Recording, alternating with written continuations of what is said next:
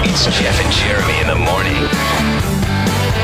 So coming up on Thursday night at the Fremont, Steve-O's going to be here from Jackass. I guess there's another Jackass they're talking about possibly doing in the future. So we'll have to ask him about that. He's going to be calling in here in just a minute. He's got a bunch of books out, but he's doing this Crash and Burn tour, and you can get tickets over at steveo.com. I guess it's like a no-holds-barred show. Like, he integrates the audience. Do you think he does stuff like sets himself on fire type stunts on stage? I don't know. I heard that they, as a crew, meaning him and Johnny Knoxville and Chris Pontius, like they all realize that they're getting a little too old for that kind of stuff. So I'd be surprised if he did. All right. I think we got him now. Yeah, dude. What's up, man? This is Steve-O. How you doing, Steve-O? Yeah. I'm doing great, man. How are you? We're doing good. We're excited to have you in town on Thursday night. You've played here before, but I think the last time you played, weren't you in Paso Robles? Oh, I couldn't tell you, man. I don't have any idea. Do you even know where you're going? Yeah. I take it you guys are all friends, right? You and Johnny and Chris, you guys are all friends, and you keep close contact. Do you, like, hang out at Chris's family's place when you come here? You know, I haven't really spent much time with Chris's family. I've met them, but yeah, I don't know. I'm going to be in and out really pretty quick. Is that an embarrassing, like when you meet them, like when you like, given what you guys do? Okay, what you guys did as a profession for the early 2000s. Is that like an embarrassing? I still do it.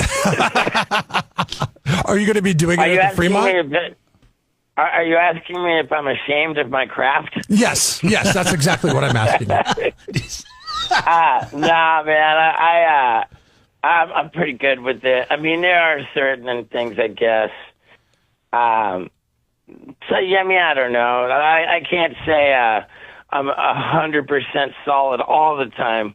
But for the most part, I'm pretty proud. You know, it's funny because, I mean, perfected it. Jeff and I have been doing this for a long time. And, you know, when we were younger, we tried to, you know, do funny stuff as stupid stuff. But everybody sees you. And it's like people would ask me, what do you do? And I would be embarrassed to tell them what I did for a living because I didn't want them to know who I was. Who was the first or the last person that you met that you were like, oh, God, I don't know how this is going to go?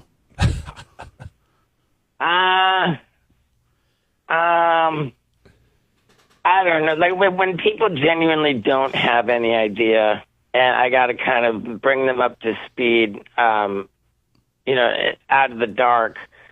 I just say that I do silly stuff, and then when I see that they're confused, I say, you know, like kind of like physical comedy, you know, like. I don't know. It's always awkward when you have to explain what you do to people, right? Yeah, I mean it's always kind of awkward thing. Okay, so you're out on doing your stand up, and you've been doing this for a while, and I know you've wrote a bunch of books. You're going to be here on Thursday, the Crash and Burn tour. Tickets are available at steveo.com. Go check out the show. Now, there's been I've heard talk that there was going to be another Jackass. Are you possibly going to be a part of that? Yeah, for sure. I was the first one to sign up. Good. That's good. What about Chris? Yeah. Everybody's in. Everybody's in? Are you still doing the physical comedy? Well, yeah, for sure. You know, I started doing the stand-up like 15 years ago, a little more. Okay. Touring comedy clubs, and I was really pretty sure that my, you know, I was going to just establish myself as a stand-up comedian. But what happened was, you know, as I started to put together my second show after putting out my first special, you know, it occurred to me that the stories I was telling largely happened on camera. And I thought, oh, man, what if I edit footage of the stories into the next special? It'll be a multimedia comedy special. And that worked really well. So then when I started putting together my third show, I thought, oh, man, now I want to stop telling old stories, and I want to bring the multimedia component on the road. So then I started going about filming, like, just, like, hectic, crazy stuff and making it a multimedia tour. and then that worked really, really well. And now I'm just stuck in this, like, I got to keep raising the bar. And so this is my second multimedia tour, which has largely no regard for laws, zero insurance, and, like, it's like a extra naughty Jackass movie meets a stand-up comedy show. I have last time we talked to you, you were promoting your, basically it was Fear Factor meets karaoke show. And, oh, wow, okay. Yeah, That was pretty funny premise. I thought that was going to go on to be the biggest TV hit of all time. What happened to that? Well, you described that really, really well. I think it had tremendous potential.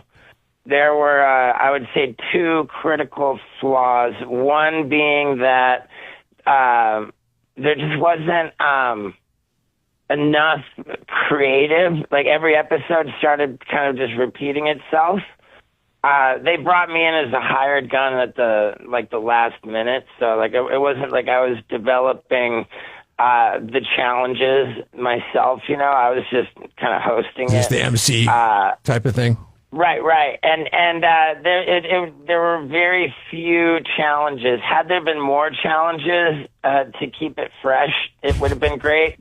But the much bigger problem was that many of the challenges that they did have involved animals, and animals in a bad way. Like, I wasn't quite aware of how bad it was when I was shooting it, but like, the main thing, there was like a big, huge water tank filled with ice cubes. So you've got the people, they think they're being lowered into like freezing cold ice water.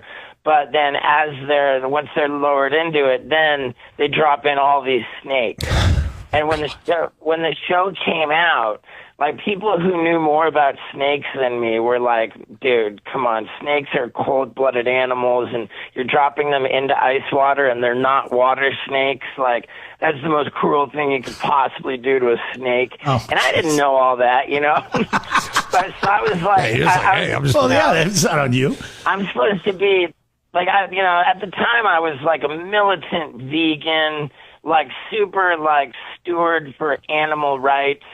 And all this backlash, like, the worst animal rights guy ever. And I, like, whenever people criticize me and I agree with them, like, I really get butthurt. And so I told the production company and the network, hey, like, I'll keep doing this, but I'm not going to do anything with animals anymore. It's like, I just can't. And so, like, they only had so many challenges to knock out all the ones that had animals, like, left no show. So they replaced me with Mark McGrath. Oh, God. Who wasn't the Sugar Ray guy. Mark McGrath. Yeah, I mean, don't get me wrong. Mark McGrath is an absolute sweetheart. I love that guy. Yeah. The show didn't perform quite as well with Mark McGrath. Yeah, right. Well, that does make sense. So, because they wanted that danger element. Yeah, that's what Steve-O brings. I mean, it was good. It was a good thing for the Jackass guy to do, and I was stoked to do it because at the time I thought I was headed into a career that was going to be just me and a microphone. Yeah. You're like, oh, yeah, there's no way I can hurt myself. Let's go. Let's do this. So you're not going to be like stapling anything to your leg or, taking. No, I mean, you're not getting stabbed or anything. The bar for the material is so absurdly high that there's just no such thing as repeating a physical act, like night after night. So. Right. It's going to be tough. Yeah, that would be really tough. That's not what it is. It's kind of like, hey, Jackass isn't happening right now, so like, I'm going to go ahead and act as though it were, and that I have no rules whatsoever, and that I'm just taking all my own risk and enjoying all my own reward, and rolling it all together into a multimedia comedy show. All right. So like, what's genuinely impressive is the level of production that I've risen to, like as my own production company. I'll say that, and so it's all like 100% exclusive to my show, like never before seen, like, you know, Jackass material that's presented in a stand-up show. There's like 45 different videos that play throughout the show. Okay. And they're at the level of a Jackass movie or gnarlier. What was the worst stunt you ever did? The worst one? I mean, you got to give me the criteria for that. I mean, painful, whatever. Damage. The one that you regretted the most. Did you ever? I mean, you had to have regretted some of it. I mean, a lot of it was terrible. Okay. Well, I mean, we've got the worst stunt, the one I regret the most, and the most painful one. I see those as all different criteria. Okay. I'll tell you why. Regretting the one the most is nothing that was the most painful lands on the regret list. The regret is pretty much exclusively because I didn't go for it enough. I wimped out. Okay. You know, like it was lame. You know, like, okay. or it involved exploitation of animals. You know, like that's the regret. You know, like there are a lot of situations where I just plain wimped out. You know, I could have dug deeper. You know, like, I think you're the only one that would say that. I didn't get the. Well, no, there's just a lot of stuff that didn't make the cut. There was one with like. They had we were in India and they spent all day with making this unbelievable bed of coals with like a wooden balance beam over the hot coals, and I was supposed to try to ride a unicycle across the balance beam, and I just could not commit both feet to the pedals, and so like that was my biggest regret because it was so just grand and unbelievable, and had I just committed my feet to the pedals and you know, just eating it on the thing and then landed on it would have been amazing. But I regret wimping out, and nobody saw it. You know, so that's how I classify regret. And then pain really lands in two buckets. There's like how intense the pain is, and then there's like the duration of the pain. Duration's going to be worse. Like, you know, if you get like shocked with a taser, like that's super acute, like incredible pain, but it's quick, you know. If you have like certain injuries, like, you know, burns on your butt cheek or something, you got to peel your underwear off your butt cheek every time you stand up. Yeah. You know, like that's really that goes on for like a couple weeks. You know, that's really upsetting. But like, so I always saw pain as two different buckets until I had third-degree burns that required skin graft surgery on 15% of my body. And that really checked all the boxes for the most painful stunt ever. And that happened while I was filming the grand finale for my first multimedia comedy.